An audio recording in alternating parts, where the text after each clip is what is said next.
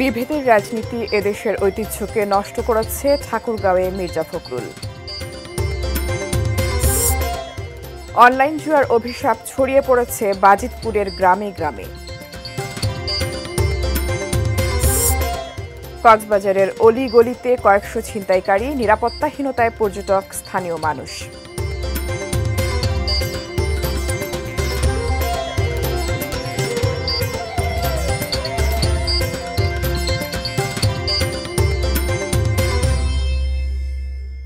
ATN news দেখছেন। আমন্ত্রণ জানাচ্ছি দেশের খবরে, সঙ্গে আছি আমি ফারহিন টুম্পা। এতক্ষণ আকিজ বশির গ্লাসের সৌজন্যে শিরোনামগুলো শুনছিলেন। বিস্তারিত। মুসলিম হিন্দু এক বৃন্তে দুটি ফুলের মতো।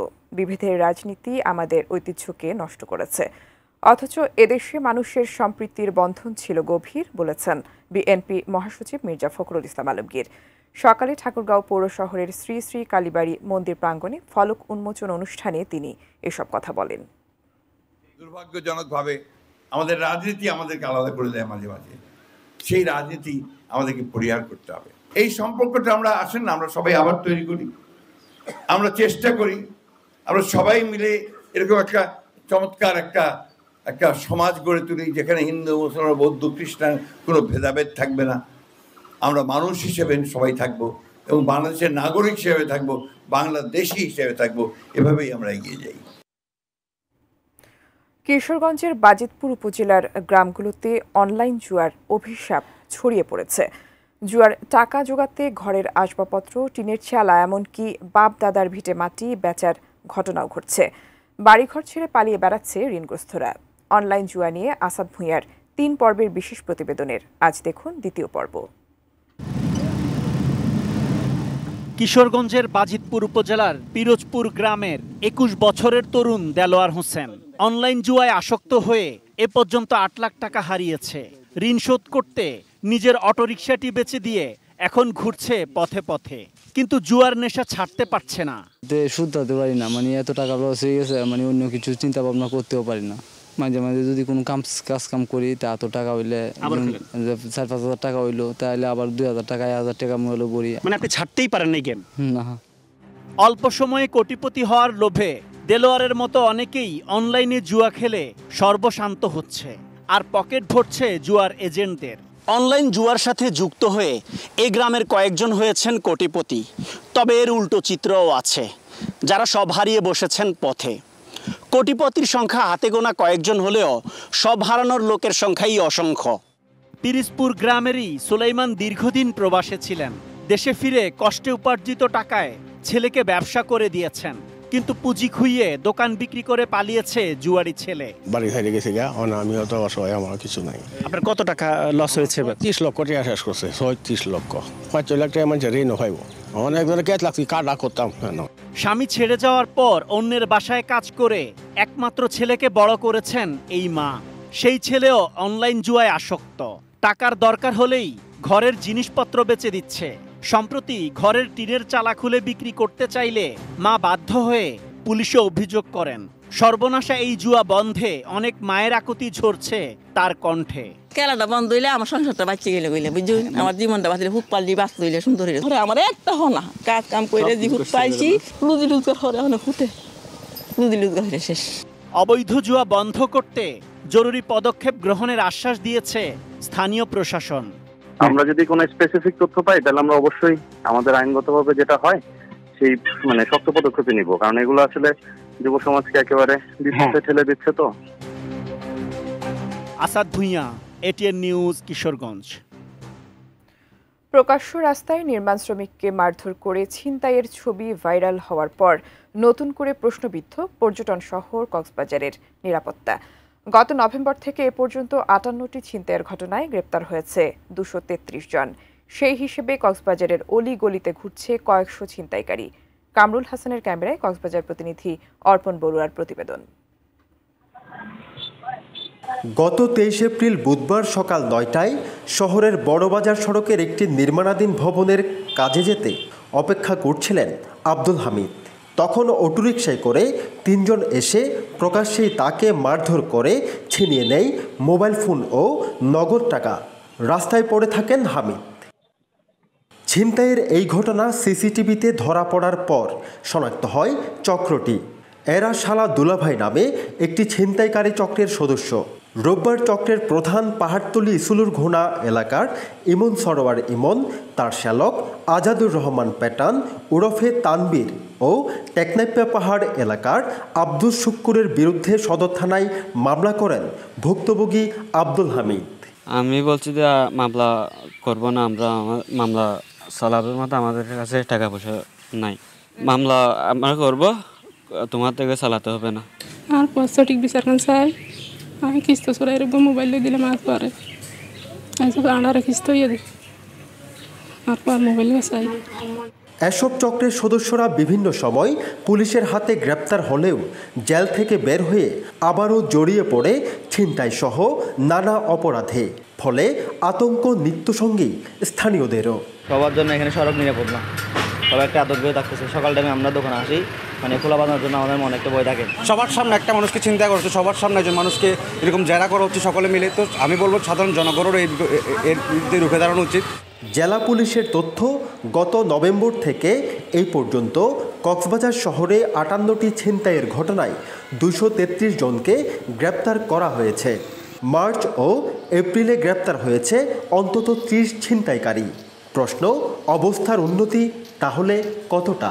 পর্যটন এলাকাকে নিরাপদ করার জন্য এবং ছিনতাই প্রতিরোধের জন্য ঝুঁকিপূর্ণ স্থানগুলোতে, ছিনতাই প্রবণ স্থানগুলোতে আমরা সিসি ক্যামেরার আওতায় এনেছি, একইভাবে টহল জোরদার করেছি।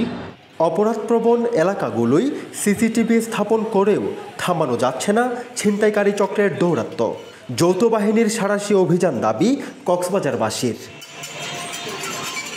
অর্পণ বড়ুয়া, এটিএন নিউজ, কক্সবাজার। দেশের খবরে বিরতি নিচ্ছি, এরপর আরও থাকছে। গাজীপুরে মাদকাসক্ত ছেলেকে হত্যার পর থানায় আত্মসমর্পণ বাবার।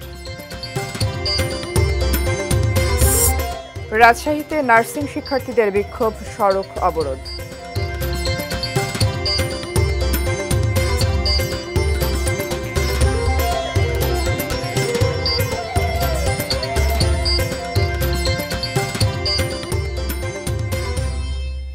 বিরতির পর আবারও স্বাগত।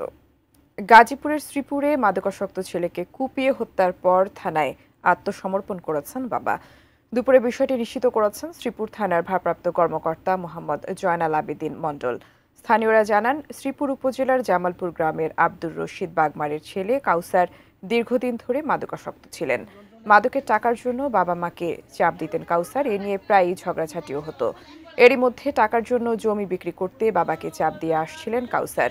এ নিয়ে মঙ্গলবার বিকেলে কথা কাটাকাটির এক পর্যায়ে বাবাকে মারধর করে ছেলে।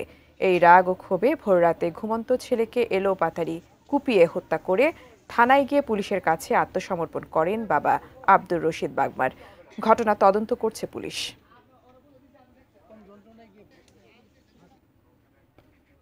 দেশের খবরে এ পর্যায়ে আবার বিরতি নিচ্ছি, সঙ্গেই থাকুন।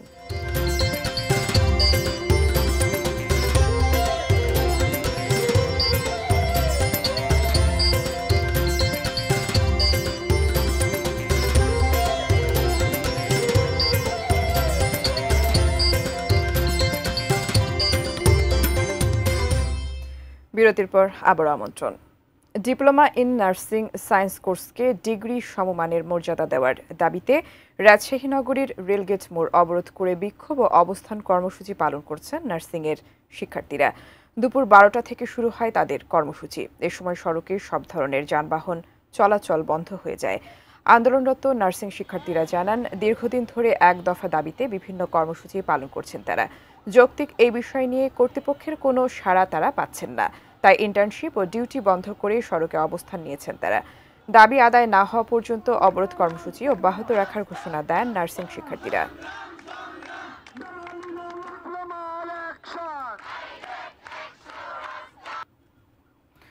ঝিনাইদহে প্রথমবারের মতো অনুষ্ঠিত হলো চাকরির মেলা।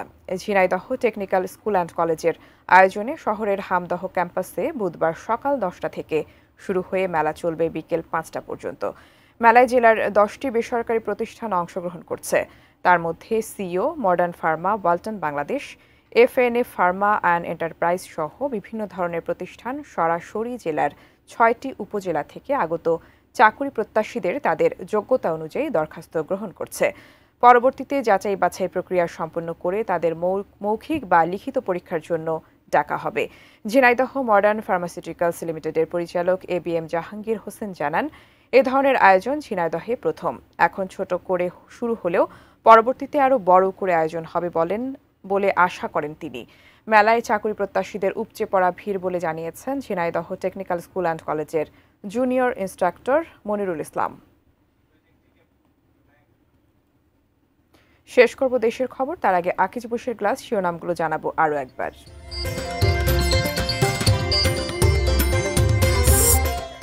বিভেদের রাজনীতি এদেশের ঐতিহ্যকে নষ্ট করেছে, ঠাকুরগাঁওয়ে মির্জা ফখরুল। অনলাইন জুয়ার অভিশাপ ছড়িয়ে পড়েছে বাজিতপুরের গ্রামে গ্রামে। কক্সবাজারের অলিগলিতে কয়েকশো ছিনতাইকারী, নিরাপত্তাহীনতায় পর্যটক, স্থানীয় মানুষ। গাজীপুরে মাদকাসক্ত ছেলেকে হত্যার পর থানায় আত্মসমর্পণ বাবার। এবং রাজশাহীতে নার্সিং শিক্ষার্থীদের বিক্ষোভ, সড়ক অবরোধ।